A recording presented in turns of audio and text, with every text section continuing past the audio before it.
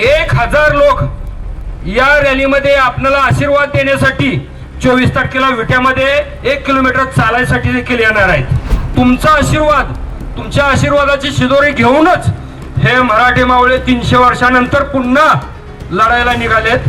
जोपर्यंत आपल्याला आरक्षण मिळत नाही तोपर्यंत आपण मनोज जरांगे पाटलांना तिथून सोडायचं नाही। 14 जानेवारीला असाच आपण पानिपतला लढा दिला होता, त्यावेळेला आपल्या काही चुका झाल्या होत्या, त्या चुका या वेळेला होऊन द्यायचं नाही। ही निखराची आणि अखेरची लढाई आहे।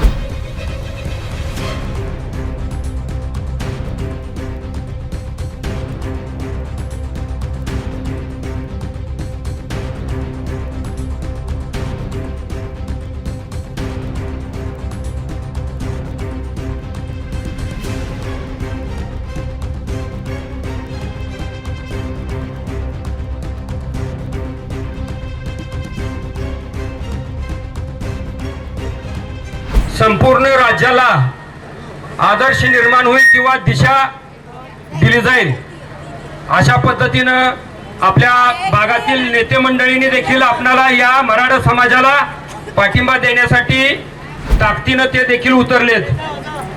सर्व सकल मराठा समाजाबरोबर त्यांचं देखील इथं आभार मानणं गरजेचं आहे। ज्यावेळी समाजाला नेत्यांची गरज असते त्यावेळेला आपल्या तालुक्यानं महाराष्ट्राला आदर्श घालून दिलाय की नेत्यांनी सुद्धा आपल्याला त्याच ताकदीनं सर्वांनी मदत केलेली आहे। आता राहतोय मुद्दा 24 तारखेचा मुंबईचा। ज्या पद्धतीनं जरांगे पाटलांनी काल एक आवाज दिला परवा रात्री आणि त्यांच्या भागातून जवळजवळ 50 लोक मुंबईच्या दिशेने निघाले। संपूर्ण सांगली जिल्ह्यामध्ये खानापूर तालुका हा अतिशय जागृत मराठा समाज समजला जातोय आणि मी विशेष एका गावाचा उल्लेख करीन। माहुली हे गाव इतक्या ताकदीनं प्रत्येक वेळेला गावामध्ये या मोर्चामध्ये उतरतं।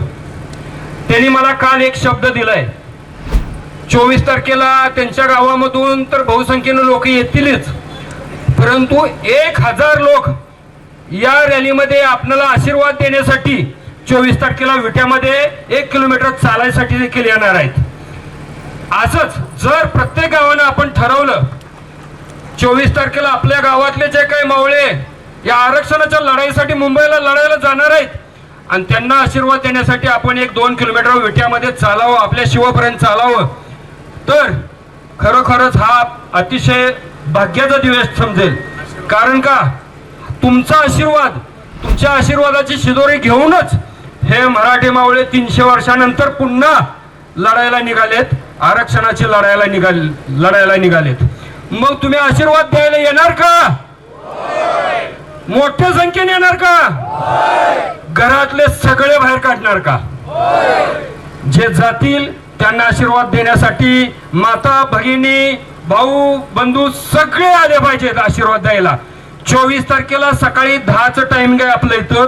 11 वाजता 24 तारखेला आपण इथून 1.5 किलोमीटर शिवापर्यंत चालत जायचंय आणि तिथून मग गाड्याने जायचंय।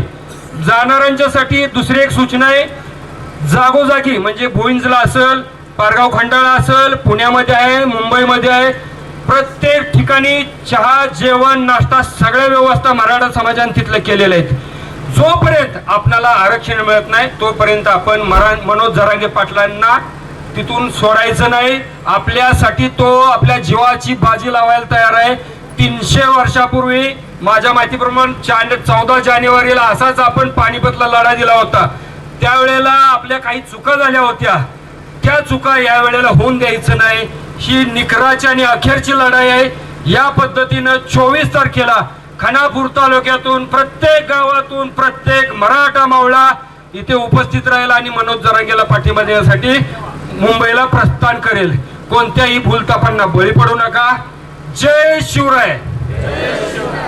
मनोज जरांगे पाटील तुम आगे बढ़ो, हम तुम्हारे साथ हैं। पाठीमागे आवाज नाही आला। मनोज जरांगे पाटील तुम आगे बढ़ो, हम तुम्हारे साथ हैं।